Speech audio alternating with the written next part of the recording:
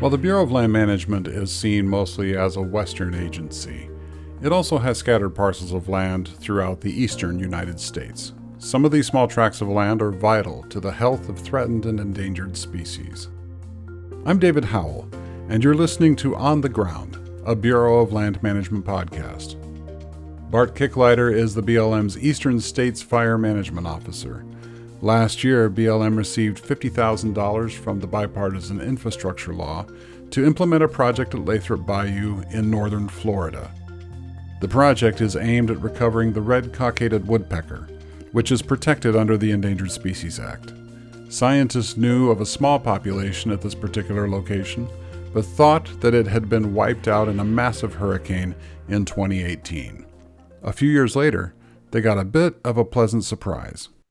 Lathrop Bayou is in the Panhandle just east of Panama City, Florida. This special little piece of land is it's a peninsula. It's almost an island except for this marsh grass area that separates it from the upland. BLM manages 194 acres of this peninsula, and there's another piece that's owned by two private entities, and they have about 367 acres. So it's a combined total of 561 acres of peninsula, wiregrass, longleaf pine ecosystem that's just a very rare piece because of its being surrounded by water here. What's the nature of the project? What were we trying to accomplish? Because I think this is something that you guys implemented back during the wintertime, if I remember. We conducted a prescribed burn in February. We also did this 4 years ago in 2020. This whole area was hit by a Category 5 hurricane, Hurricane Michael, in 2018. And so when I moved here to this position 3 years ago, the general consensus of this area was that there was nothing left on the Lathrop Bayou property. Hurricane Michael knocked down every tree. It was just, a thick stack of dead trees on top of each other, and nothing was there. So we decided to take a field trip out there in 2023 and look around. And of course, we found red-cockaded woodpeckers alive and well. Not very many, but was definitely a surprise.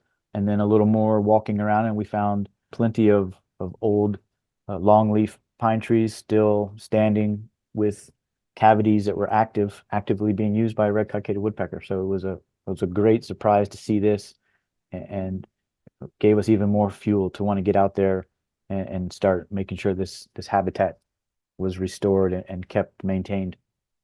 Okay, so that I didn't know.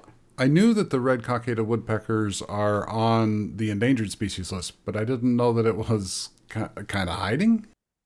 On this piece, hiding, because it's such a hard place to get to. You basically have to have a boat or some really high waders if you want to hike through some really thick reeds and grass to get out there, but probably doesn't get very much visitation just because of its location. It's a relatively small peninsula, and not a lot there, but pine trees and some shrubs and grass. But there are some threatened and endangered plants there as well. There's two bald eagle nests that are active in the area. So it's quite a little treasure. One of the first stories that we did for this podcast actually was a prescribed burn out of Colorado. And from your perspective as a fire management officer, what do prescribed fires do in terms of, I don't know, helping to build the habitat, or sometimes I've heard they kind of help clean up the vegetation. In this particular case, what's it trying to do? Yep, the number one advantage to prescribed fire is to reduce reduce the hazardous fuels and any of the dead and down logs, brush, things that just build up and make it kind of messy, and think about a place that's hard to walk through. And then you have a good controlled burn through there. It cleans up all that brush and dead sticks and trees and makes it easier to walk through for us, makes it easier to travel through for species like deer, turtles, tortoises, if they're in the area. And then, of course, it regenerates, it adds nutrients back to the soil from the burn vegetation, promoting more growth of small herbaceous shrubs, things that turtles and other small animals eat. So it's regenerating food for small animals and mammals, and then creating that open habitat, which is something that the woodpeckers seem to prefer. So they want the big open spaces then. They're not looking for an enclosed forest. Right. If you look at the research and look at the larger tracts of forest that have bunches of woodpeckers versus what we have here, this tiny population, you'll see that the birds flourish in the wide open areas. And then when you find the areas that are more choked up with vegetation and lack of fire, the birds aren't there. They're nearby, but not in the thick brush and vegetation. Interesting. So I know that we're not the only ones out there doing this. We have a partner in on this project. We had several on this project. The U.S. Fish and Wildlife Service has offices very close to this and have biologists there that are also super keen on recovering the red-cockaded woodpecker populations. And so the Fish and Wildlife Service there in Panama City, they also have some employees that work there at the nearby Tyndall Air Force Base. And then we have the St. Mark's National Wildlife Refuge just south of Tallahassee, and they had some folks come over and help us with some equipment. They have what's called a marsh master. It looks like basically a small tank on tracks that was able to mash down the marsh grass in between the burn unit and the area we did not want to burn. So we didn't have to basically put any kind of dozer line or any more destructive lines in there. Okay, so instead of removing the vegetation, just tramp it down there. Tramp it down. It'll, of course, come back after we leave. And then one of the biggest partners for us is a BLM partner from out in Colorado. We have the Uniweep Wildland Fire Module came to help us out, and they brought with them drones. So the majority of this island and peninsula was burned from the air via an unmanned drone dropping spheres that ignite once they hit the ground. Oh, I've heard of that technology. Back when I worked in Idaho, I think that there was a little bit of a demonstration. It was very, very new at the time, but they're kind of like ping pong balls or something that you drop from a height. Yep, they're about the size, a little smaller than a ping pong ball. And right before they're released from the machine, they're injected with antifreeze, glycol, and Oh, that creates a chemical reaction that takes a few seconds. And so by the time the small spheres hit the ground, they kind of burst into a small open flame, and hopefully they land into some receptive dry fuel and start individual small fires that all grow together and keeps us out on boats watching it and not getting in close to the fire. yeah, I was going to say there's a little bit of a safety factor there then for your firefighters. Huge. It's a huge development in technology that's very welcomed.